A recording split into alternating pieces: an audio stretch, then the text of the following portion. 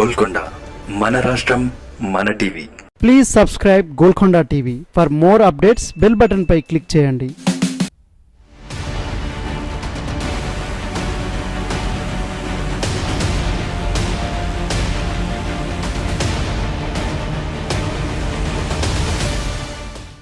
ఎందుకీ ఉలికిపాటు?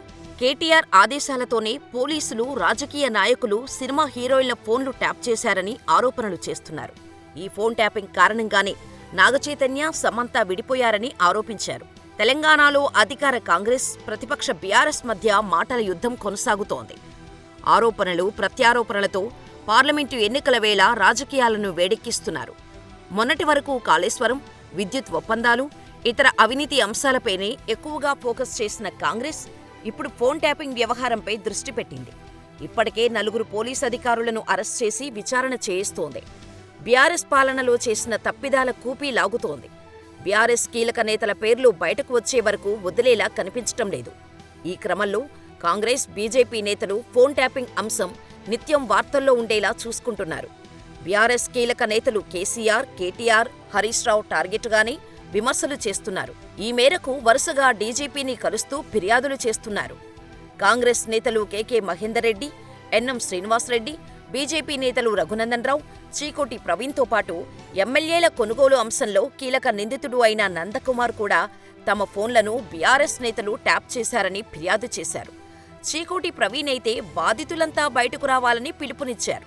హీరోయిన్ల phone tap చేశారని ఇదిలా ఉండగా, కేటీఆర్ ఆదేశాలతోనే పోలీసులు, రాజకీయ నాయకులు సినిమా హీరోయిన్ల ఫోన్లు ట్యాప్ చేశారని ఆరోపణలు చేస్తున్నారు. ఈ ఫోన్ ట్యాపింగ్ కారణంగానే నాగచైతన్య, సమంత విడిపోయారని ఆరోపించారు. రోజురోజుకు కేటీఆర్నే కాంగ్రెస్ నాయకులు టార్గెట్ చేస్తున్నారు.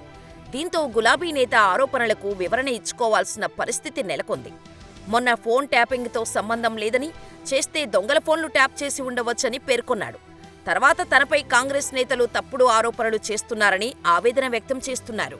ఈ మేరకు చట్టపరమైన చర్యలు తీసుకుంటామని హెచ్చరించారు. తాజాగా హీరోయిన్ను బెదిరించినట్టు వస్తున్న ఆరోపణలపై వివరణ ఇచ్చుకున్నారు. ఫోన్ ట్యాపింగ్తో తనకు సంబంధం లేదని, హీరోయిన్లను బెదిరించాడని ఓ మంత్రి మాట్లాడుతున్నారని అన్నారు. అలాంటి ఆరోపణలకు భయపడనని, తప్పుడు ఆరోపణలు చేస్తే చట్టపరంగా చర్యలు తీసుకుంటానని మరోమారు హెచ్చరించారు. ఆరోపణలు చేసేవారిని వదిలిపెట్టనని అన్నారు. 10 ఏళ్లు అధికారంలో ఉన్నప్పుడు ఎవరికీ భయపడని కేటీఆర్లో ఇప్పుడు భయం మొదలైనట్టు కనిపిస్తోంది. చట్టపరమైన చర్యలు తీసుకుంటానని లీగల్ నోటీసులు పంపుతున్నా అధికార పార్టీ నేతల ఆరోపణలు ఆగడం లేదు. దీంతో ప్రతి ఆరోపణకు వివరణ ఇచ్చుకోవాల్సిన పరిస్థితిలో కేటీఆర్ ఉన్నారు. చట్టపరంగా ఎంతమందిపై చర్య తీసుకుంటారో చూద్దాం అన్నట్టు కాంగ్రెస్ నేతలు కేటీఆర్ను టార్గెట్ చేస్తూనే ఉన్నారు. ఈ క్రమంలో కేటీఆర్ టెన్షన్ పడుతున్నట్టు గులాబీ భవన్లోనే గుసగుసలు వినిపిస్తున్నాయి. మొత్తంగా ఫోన్ ట్యాపింగ్ వ్యవహారం చివరకు కేటీఆర్ మెడకే చుట్టుకునేలా కనిపిస్తోంది.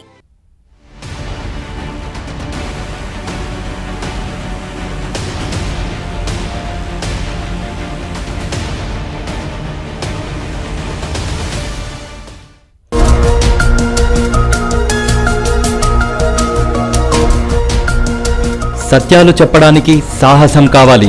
నిజాలు చెప్పే పత్రికలు రావాలి. నిజం మా నైజం. మెట్రో పక్క తెలంగాణ దినపత్రిక.